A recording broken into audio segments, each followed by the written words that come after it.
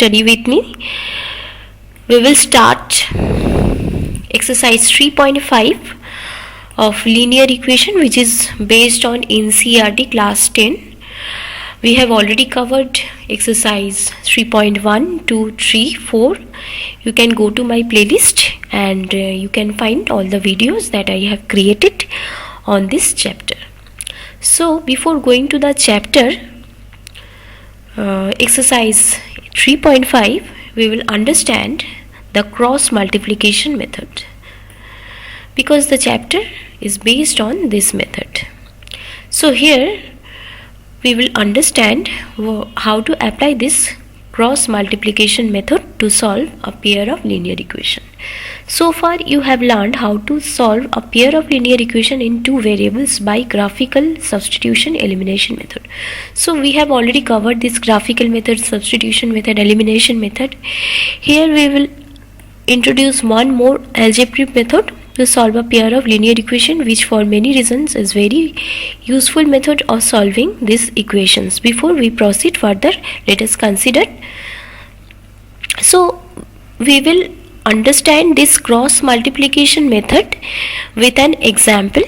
Okay, so we have already covered the other algebraic method like the graphical substitution elimination method, and this method is also very useful. So let us understand this method with an example. So here we will understand the cross multiplication method with an example.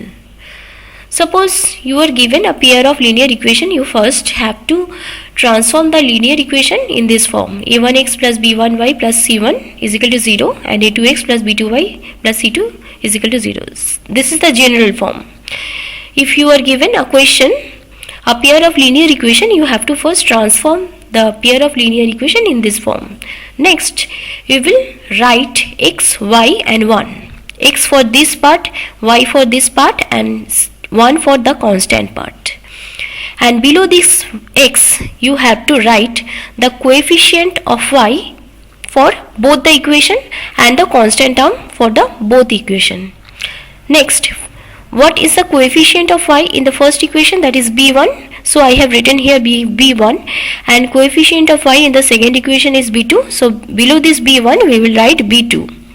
And constant term for first equation is c1 and the constant term for second equation is c2. So we write this c1 and c2 in this way. Next, give a equal sign. Here below this y, you have to write the coefficient of x for both the equation and the constant term for both the equation.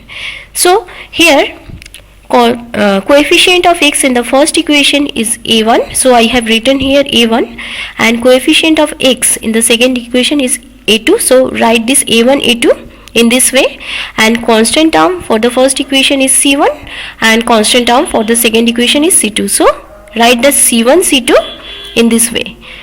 Next, for this constant term we have written 1 and give here a is equal to sign. So 1, below this 1 we will write the coefficient of x for both the equation and coefficient of y for both the equation. So here the coefficient of x in the first equation is a1 and coefficient of x in the second equation is a2. So we will write a1 a2 in this way, and coefficient of y in the first equation is b1 and coefficient of y in the second equation is b2. So we will write b1 b2 in this way.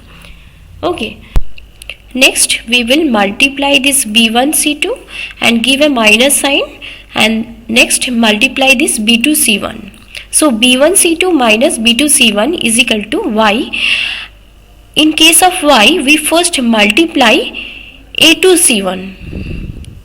Okay, then give a minus sign and then multiply this a1 c2. Okay, next write this is equal to sign. And for this you have to first multiply this a1 b2, give a minus sign, and then a2 b1. So for x and 1, first multiply this portion and give a minus sign and then multiply this portion. But only for this y, you first multiply this portion, Next, give a minus sign and then multiply this portion. So this is the general form. We will apply this rule in our next question.